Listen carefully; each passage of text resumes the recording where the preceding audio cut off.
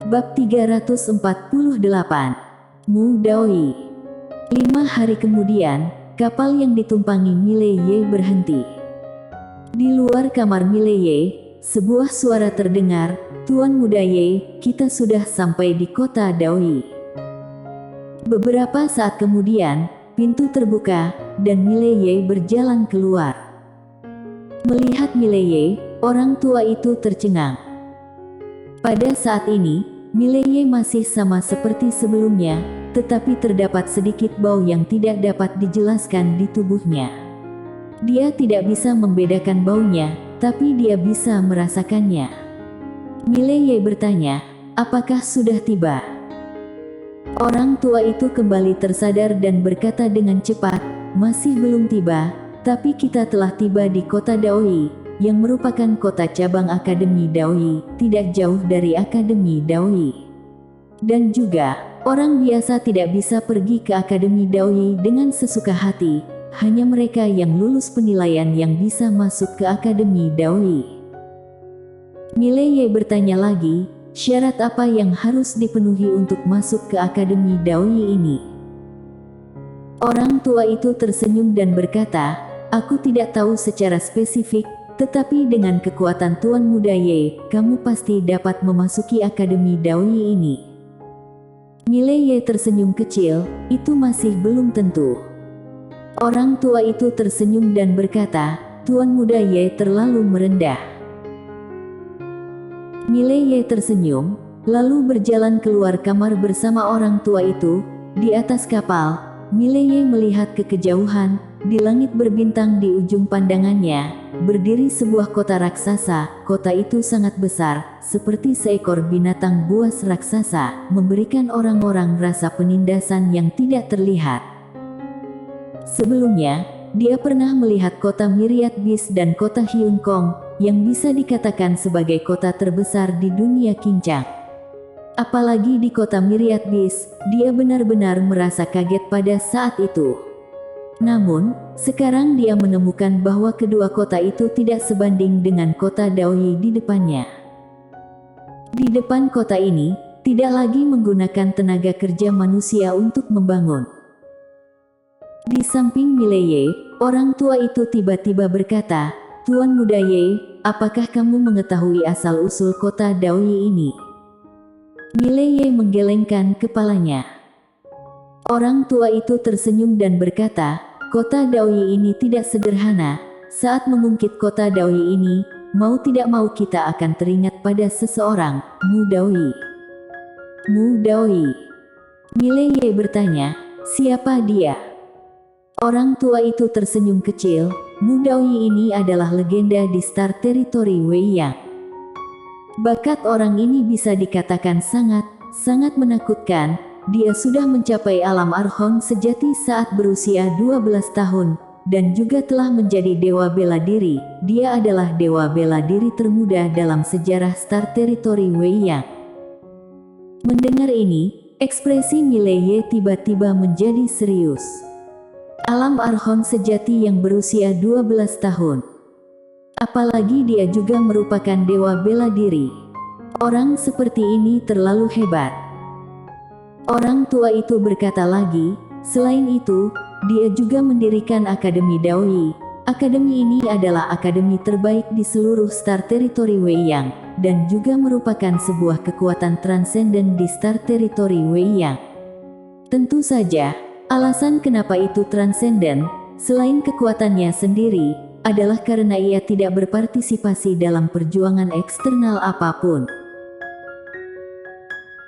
Saat berbicara di sini, dia memandang Mileye. Akademi Daoyi ini dapat dikatakan telah mengumpulkan talenta terbaik dari dunia yang tak terhitung jumlahnya di Star Territory Weiyang, belum lagi dunia lain. Peringkat 5 besar dalam peringkat seniman bela diri di dunia Kincang, dan beberapa setan tersembunyi, sebagian besar sudah masuk ke dalam Akademi Daoyi. Oleh karena itu, Akademi Daoyi ini juga memiliki julukan lain, yaitu Camp Monster. Camp Monster. Mileye sedikit mengangguk dan berkata sambil tersenyum, "Sepertinya para siswa di Akademi Daoyi ini bukanlah orang yang sederhana." Orang tua itu mengangguk, seolah teringat sesuatu. Dia berkata dengan tegas, "Tuan Muda Ye, sebelum aku datang, Ketua Gedung 1 memintaku untuk memberitahu Tuan Muda Ye bahwa hanya terdapat dua jenis orang yang bisa masuk ke Akademi Daoi. Yang pertama adalah keunggulan yang dimiliki oleh seseorang. Yang kedua, selain keunggulan yang dimiliki, harus ada juga kekuatan super di belakang mereka, seperti Perkumpulan Pelindung Dunia, Komunitas Misteri. Perkumpulan Pelindung Dunia." Mileye sedikit mengernyit, ada juga orang Perkumpulan Pelindung Dunia ini di Akademi Daoi ini. Orang tua itu berkata dengan tegas, "Benar, menurut informasi yang kami peroleh, total 2 orang dari Perkumpulan Pelindung Dunia masuk ke Akademi Daoi. Oleh karena itu, jika Tuan Muda Ye masuk Akademi Daoi, kamu harus hati-hati dan jangan bertindak dengan sembarangan. Meskipun ada kompetisi di dalam akademi ini, namun dilarang keras untuk saling membunuh." Mileye tersenyum dan berkata, "Jangan khawatir, aku tidak akan bertindak dengan sembarangan, dan aku juga tidak tahu apakah mereka akan bertindak dengan sembarangan atau tidak."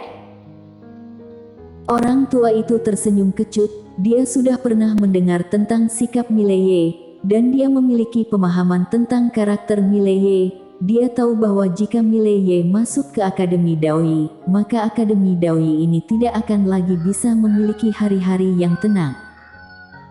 Pada saat ini, Mileye tiba-tiba bertanya, "Lalu apakah Mu Daoi ini masih hidup?" Orang tua itu tersenyum pahit, "Aku tidak tahu tentang hal ini. Namun, tampaknya master yang kuat seperti itu sulit untuk mati." Mileye mengangguk, lalu memandang kota Daoi di kejauhan. "Ayo kita masuk."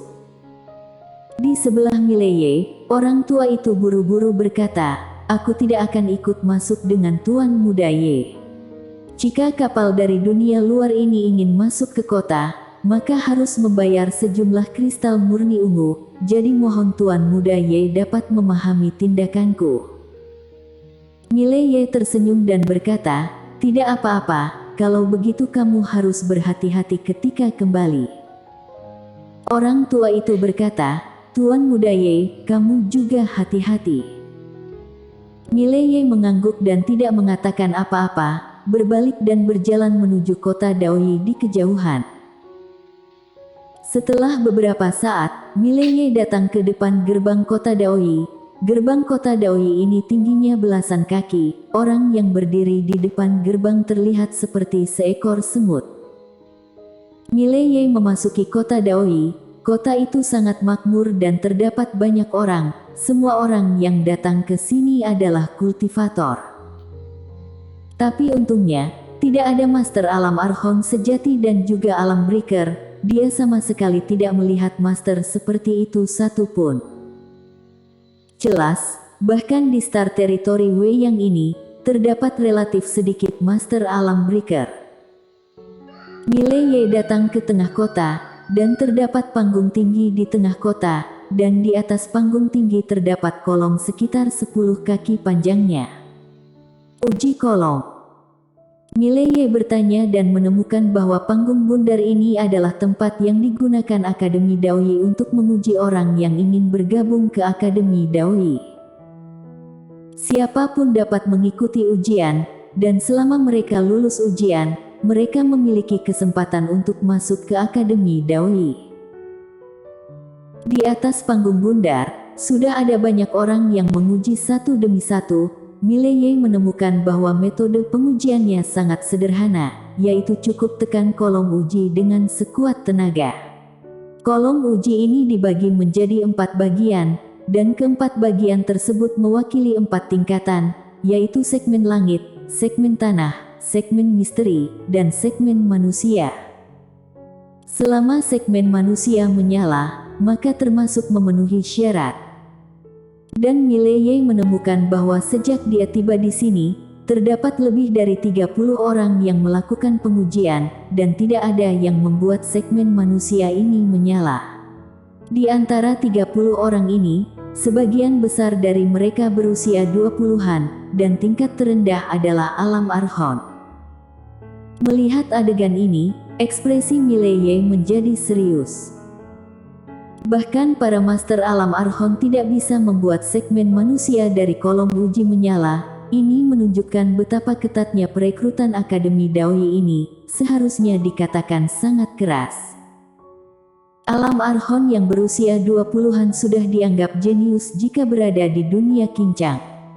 Dan di sini, itu hanya bisa dianggap sebagai hal yang umum.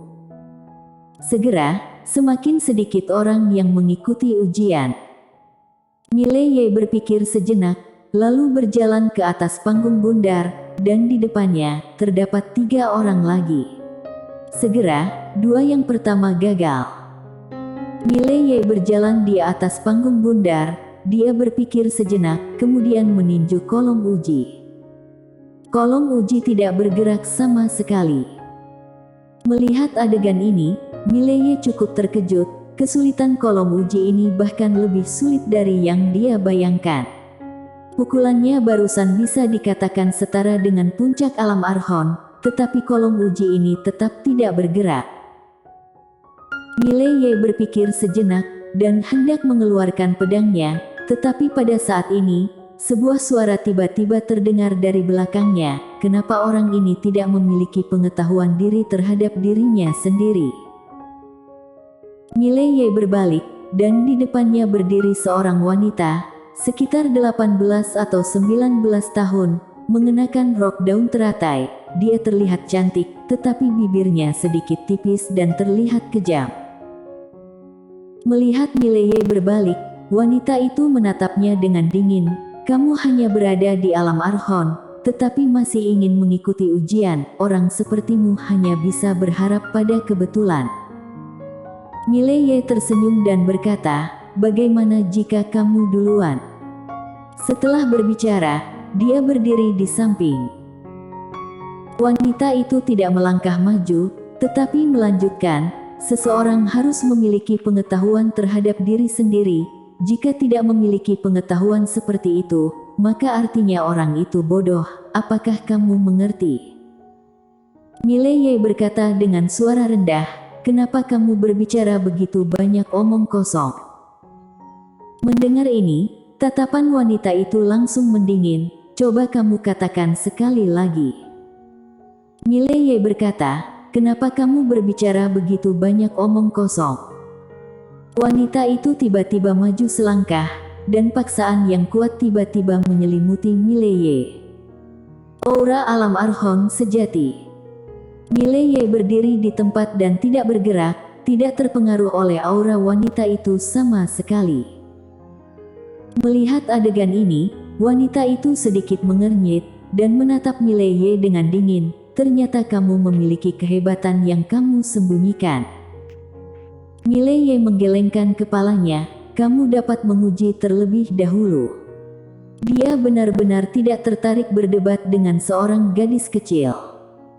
Wanita itu tiba-tiba berjalan ke depan Mileye, dan menatap lurus ke arah Mileye, bertindaklah. Mendengar ini, Mileye tercengang, bertindak. Wanita itu mencibir, bukankah kamu sangat hebat? Cepat bertindak. Mileye sedikit tidak bisa berkata-kata, apa-apaan ini, kenapa orang ini sangat aneh? Wanita itu tiba-tiba berteriak dengan marah, cepat. Mileye berpikir sejenak, saat berikutnya, dia tiba-tiba menghilang di tempat, kemudian. Dengan suara ledakan, wanita itu langsung terbang lebih dari 100 kaki. Melihat adegan ini, banyak orang di sekitar tiba-tiba melihat ke sisi ini, lebih tepatnya mereka melihat ke arah Mileye. Di ratusan kaki jauhnya, wanita itu melihat ke tangan kanannya. Telapak tangan kanannya terbelah dan darah bercucuran. Setelah hening sejenak, wanita itu mendongak dan melihat ke Mileye yang berjarak tidak jauh darinya. Aku buta. Kamu termasuk hebat juga. Mileye menggelengkan kepalanya, mengabaikan wanita itu. Dia berbalik dan berjalan ke depan kolom uji. Melihat ke kolom uji di depannya, Mileye tersenyum kecil, tangan kanannya terentang. dan pedang muncul di telapak tangannya. Saat berikutnya, dia menusuk ke depan. Pedang menembus kolom, dan terdapat keheningan sesaat. Di dalam mata semua orang, segmen manusia di kolom uji menyala. Melihat adegan ini, semua orang menarik napas dalam-dalam. Segmen manusia menyala, yang berarti dia memenuhi syarat. Namun, pada saat ini, segmen misteri di atas segmen manusia tiba-tiba menyala. Melihat pemandangan ini, semua orang tercengang. Pada saat ini, segmen tanah di atas segmen manusia tiba-tiba menyala. Melihat pemandangan ini, mata semua orang di sekitar terbuka lebar, dan penuh dengan tatapan tidak percaya. Dan pada saat ini, segmen langit di bagian atas kolom uji tiba-tiba menyala. Pada saat ini, suasana di tempat ini sangat sunyi. Bersambung.